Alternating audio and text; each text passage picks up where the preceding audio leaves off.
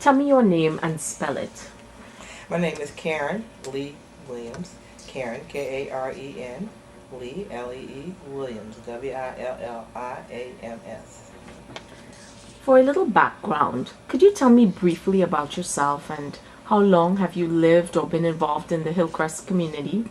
You could include any involvement you may have had with the Hillcrest Community Civic Association and involvement that you do have with the HCCA. Okay. I'm a native Washingtonian. Actually, I'm a fourth generation native Washingtonian.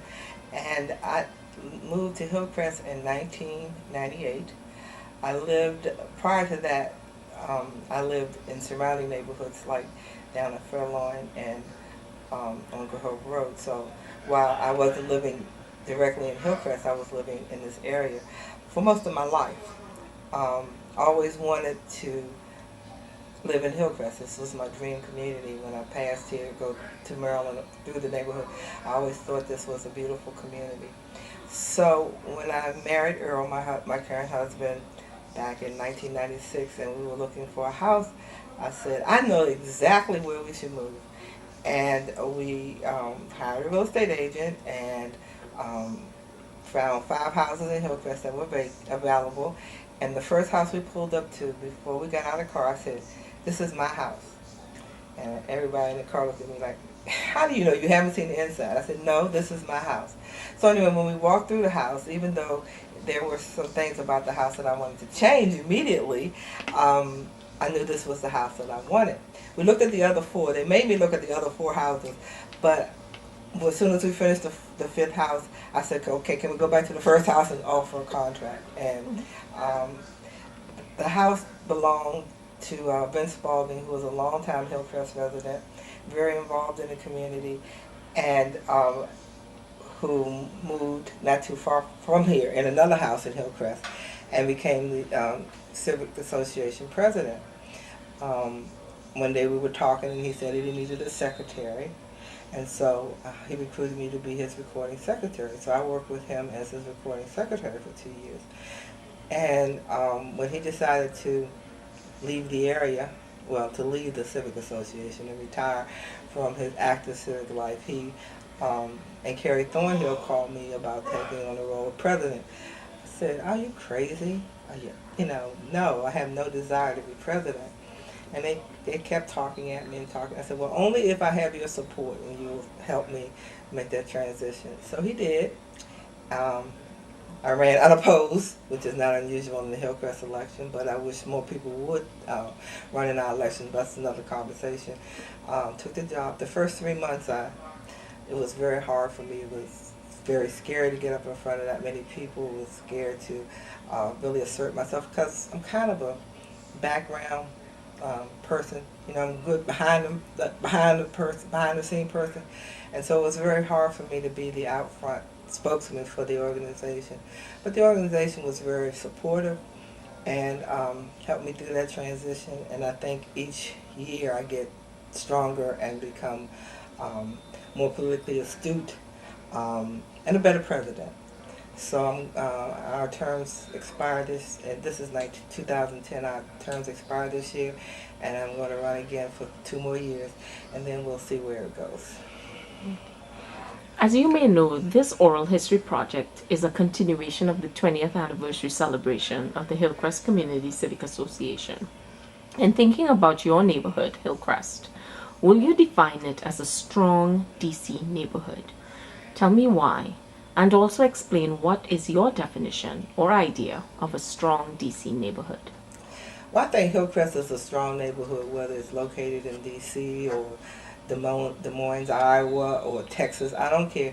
The thing that initially, when I was on the outskirts of Hillcrest, the thing that made me want to live here was the quietness of the streets, the architecture of the homes. They were not cookie-cutter homes. They had a lot of green areas, a lot of gardens, and it just seemed to be a happy place. I mean, when you drove through it, it's kind of like your mood lifted, I didn't know anything about the people at the time because I didn't really know anyone who lived here, but it just seemed like a really nice place to live. And when we moved here, I was most struck by the neighbors. It's like everybody is willing to help.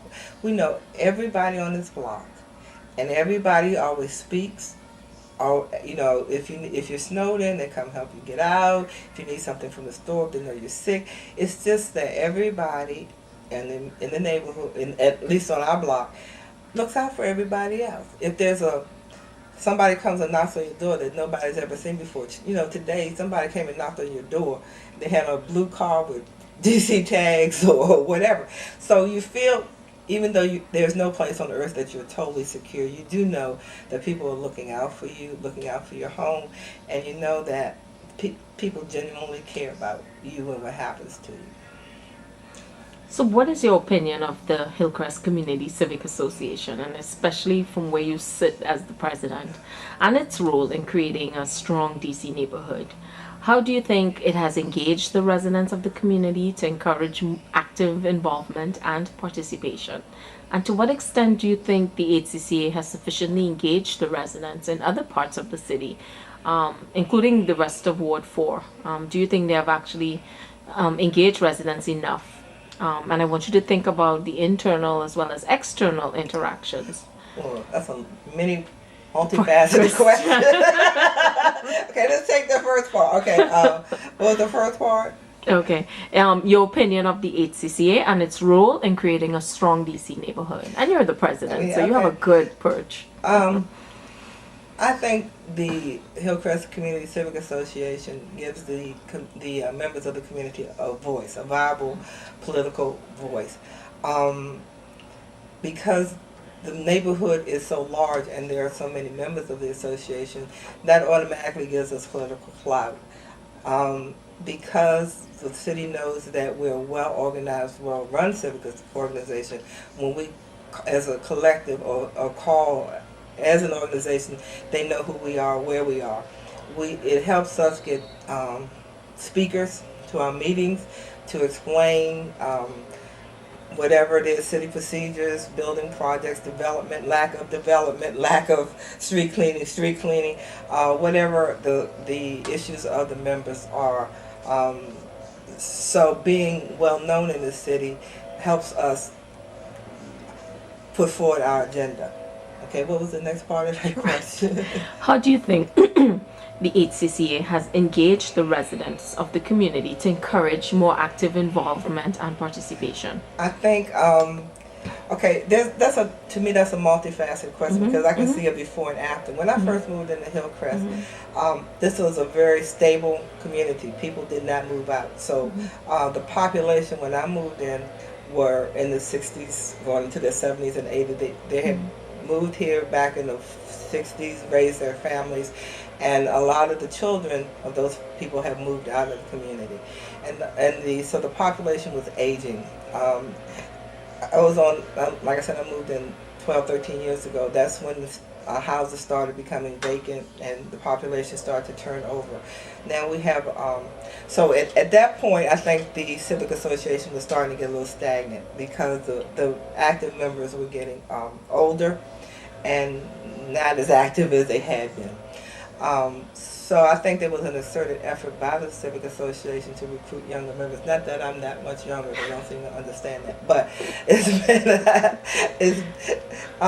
been an exerted effort to recruit younger members and to get more younger people on the board. Even though the board is still, I would think the median age on the board must be about 60. Yeah, 50 or 60, yeah. But before that, I think that this was a very civically responsible community, and I think it still is. And we are trying to recruit younger people. We have to do some outreach. So in my tenure as president, one of my platforms is to reach out to create leaders from the younger generation, to not only make it a civic association that deals with issues of politics and snow removal and etc., but a civic association that reaches out to form a neighborhood through social things like block parties and other craft feeds and other social functions, so that we can become again a complete neighborhood that deals with all issues. And then there'll be new issues as the population turns over and younger families move in with children. There'll be issues to deal with that we haven't had to deal with in the past. So the effort is to increase our presence, increase the method of communication. We have a newsletter, we have a web page, now we have a Facebook page, and we're going to go to other areas of ways of communicating with the members of our community, do active membership drives, and try to increase the membership and to reach out to the younger people and pull them into leadership roles in the organization. And how we act with other members of Ward 7. Since we're all one ward, what's good for Hillcrest is good for the other wards, and what's good for the other wards is good for Hillcrest. I don't think we have done as good a job as we could have possibly done in reaching out and being liaison with other civic associations, and that's another piece I would like to try to work upon. But first we have to start, before you reach out, you have to solidify your home base. So once we get the home base solidified, I think we'll be able to reach out to other communities and help them become more civically active.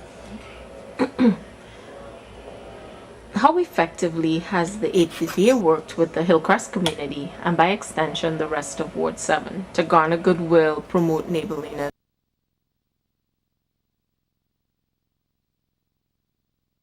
You mentioned the newsletter, the website, the new Facebook page, the listserv.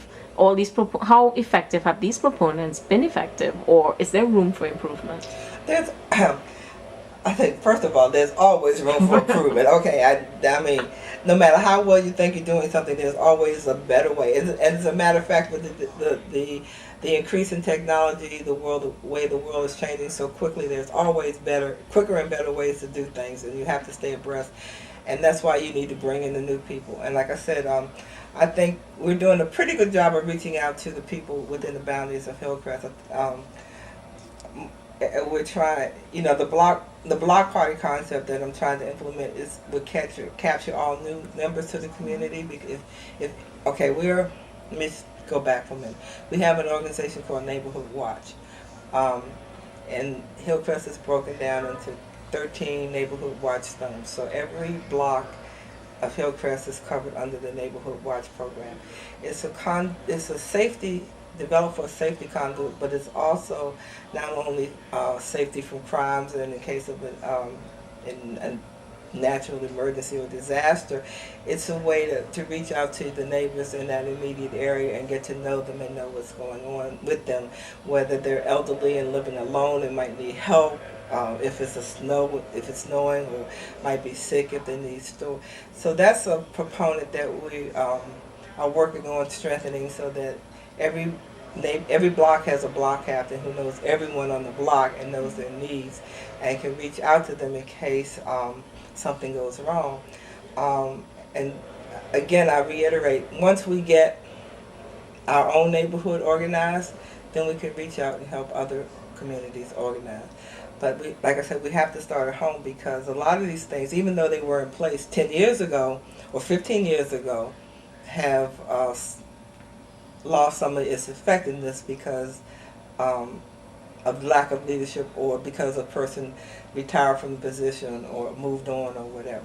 Okay, so I will admit that we haven't reached out to our other Ward 7 neighbors to help them as much as we'd like to, but that's our next step, and our phasing into that process. To what degree do you see HCCA and the Hillcrest neighborhood as extensions of each other? In other words, how effective would one have been without the other in creating a strong DC neighborhood? And do you view them, HCCA and Hillcrest, as separate entities, or are they one and the same? When one does well, does it naturally bring along the next, or does success occur individually? And why do you see it either way? I think the Hillcrest community strength is its people.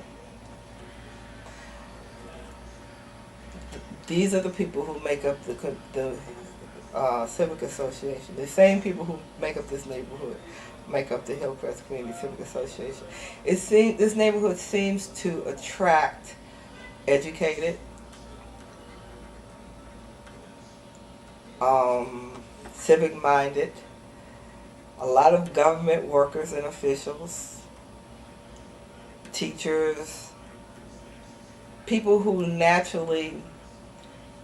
do not have to be overly concerned with providing themselves with the fundamentals of life, who can afford to reach outside of their immediate homes and help their neighbors and look out for their neighbors. And I think this is a strength of the neighborhood. But I think the Civic Association gives them the forum and the voice to do what they would naturally do. I don't think that one would exist successfully without the other. So, I don't think that one would exist successfully without the other.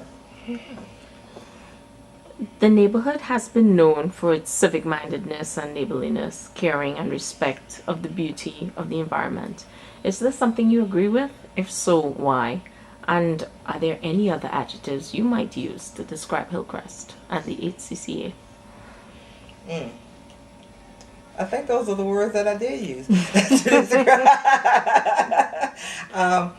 We're concerned about the environment because we have a green community. I mean, our community is naturally green because of the what do you call it? Canopy. Right. Okay, the natural canopy that exists here. If you look out my window, there's nothing, you can't see anything but trees. It was one of the things that attracted me. I don't have an alley behind my house. The whole back of my back lot is trees. Again, that's one of the things that attracted me, even though when I pulled up, I couldn't see the canopy out back. I just knew this was my house. So to preserve this canopy and our greenery, we are environmentally conscious. I think we realize that to be sustainable in the future, we have to be conscious of what's going on around us environmentally. Friendly. I don't know why everybody's so friendly in this neighborhood, but it seems to attract a group of people who, like I said, at least always speak and inquire, and you know they're there for you. Bring you a dish if you're sick, etc. What are the other adjectives? Friendly, and neighborliness and civic-mindedness. Oh, I think they're caring and respect. Yeah, I think the people living here realize in order to maintain the integrity of the neighborhood, they have to be civic-minded. They have to care about, see that city services are delivered efficiently, that the streets are maintained, that traffic doesn't become a problem, that crime doesn't become a problem, and that we have areas to shop. There are places for our kids to go to school, which are conducive to education. And in order to have these things in our neighborhood, we have to work for them. We have to meet and make sure that those things stay on target.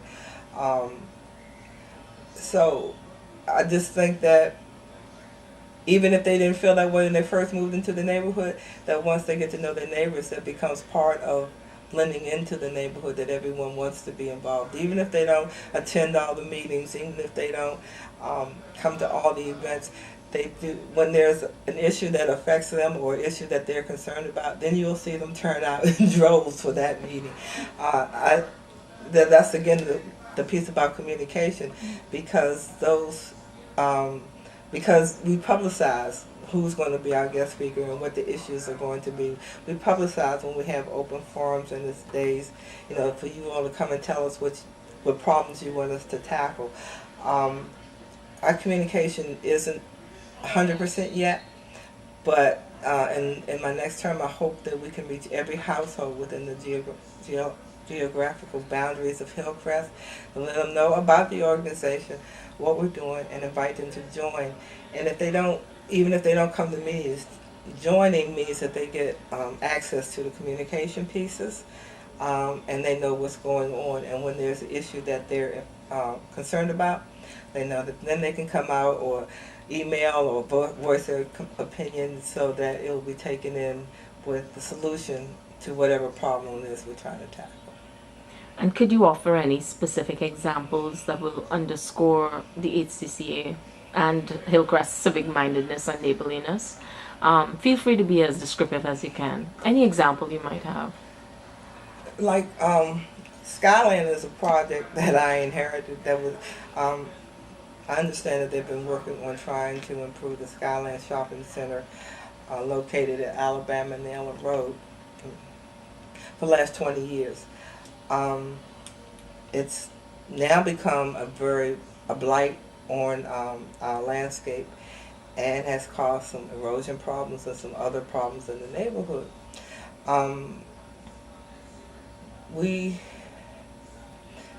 When they first started trying to lobby for the shopping center, they just wanted the shopping center cleaned up and modernized. But over the 20 years that the project has been going on, the model for shopping centers has changed, and the type of development has changed. So now we've been lobbying to get a town center on that location.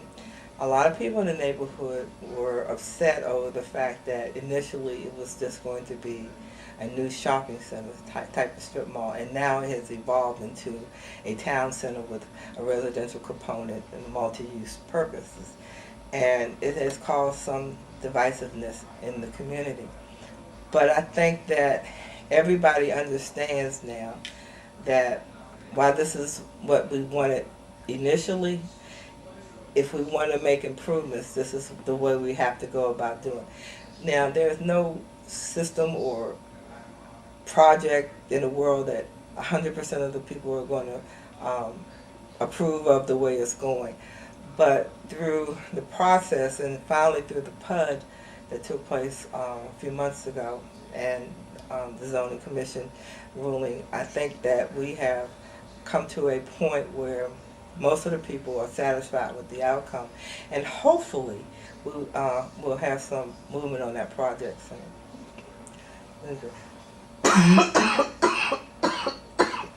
Other projects are, excuse me,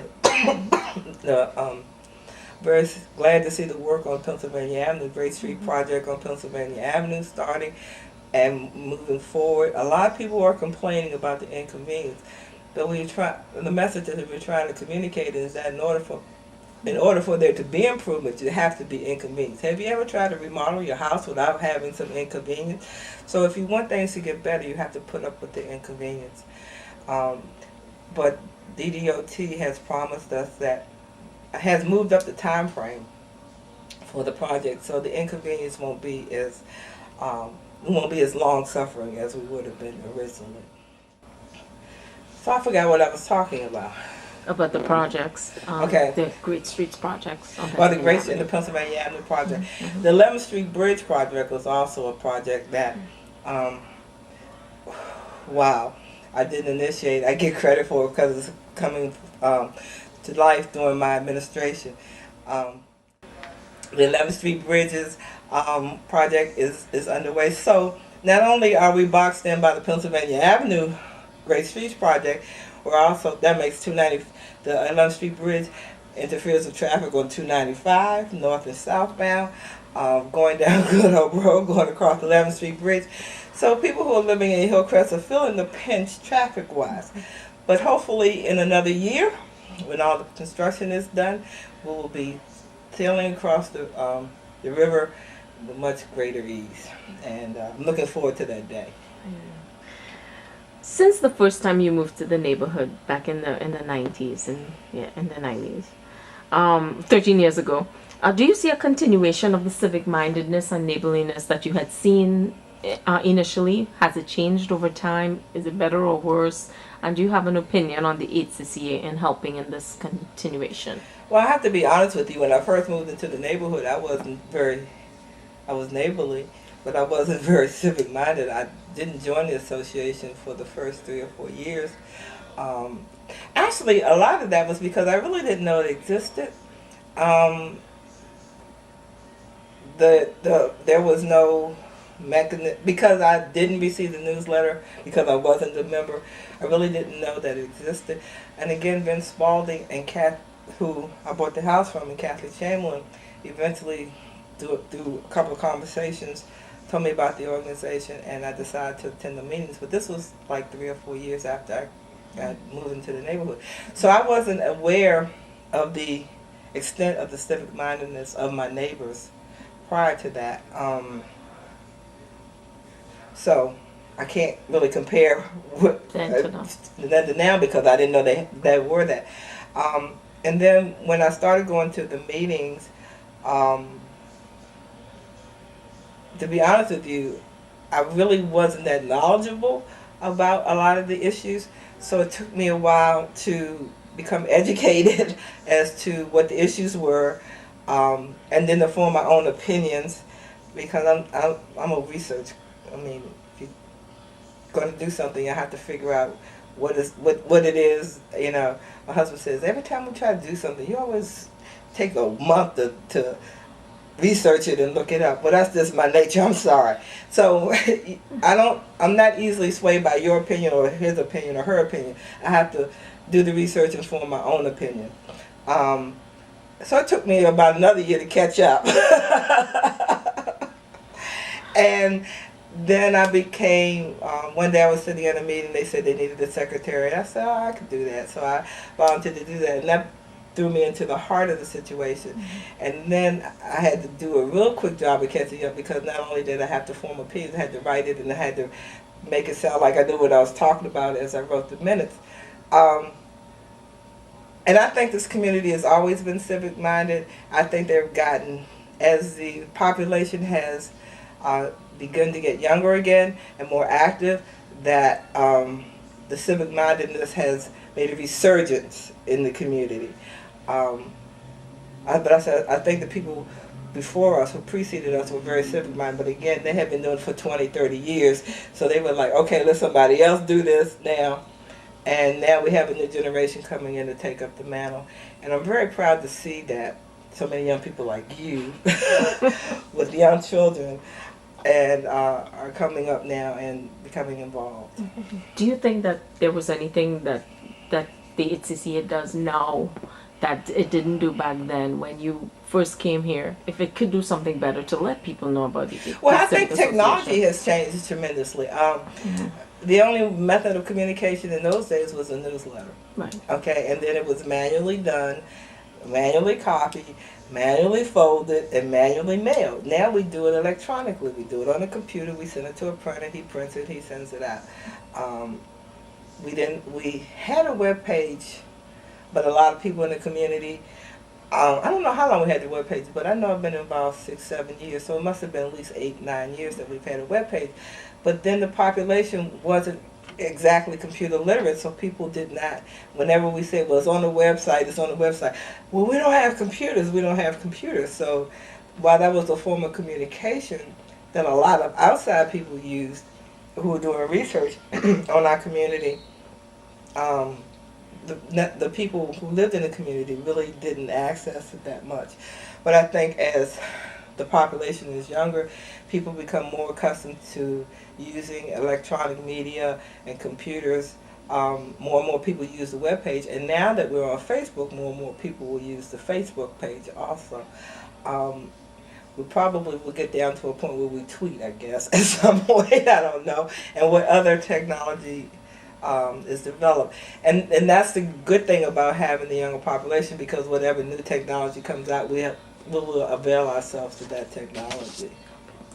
Now, based on the length of time you've lived in Hillcrest and based on your observations and interactions, what do you see as the 3 core elements that make for a strong neighborhood in the District of Columbia?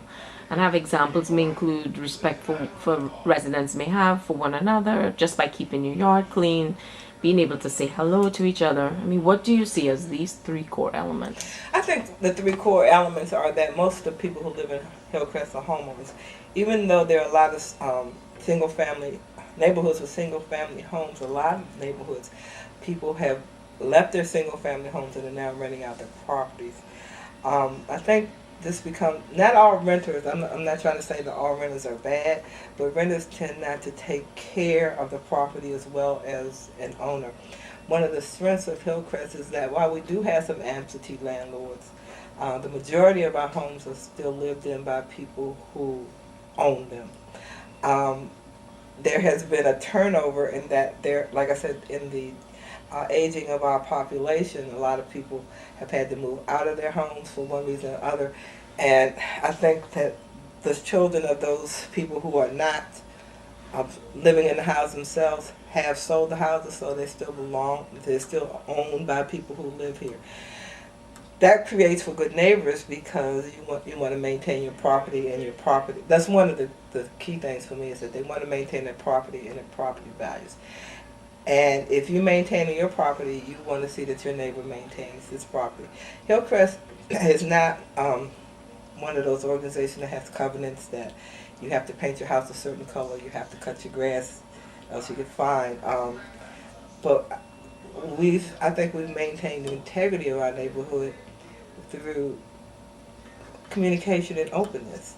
That, if you see your neighbor is having a hard time keeping their grass cut, then you will extend a hand to help them keep the grass cut or weeded or whatever. And if you find a good vendor and somebody asks you about the vendor, you're glad to share that information with them. I think, again, everything goes back to communication.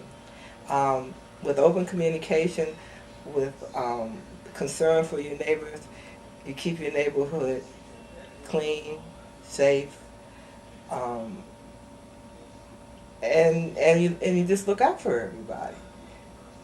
You keep your potholes filled, your grass, the public space clear.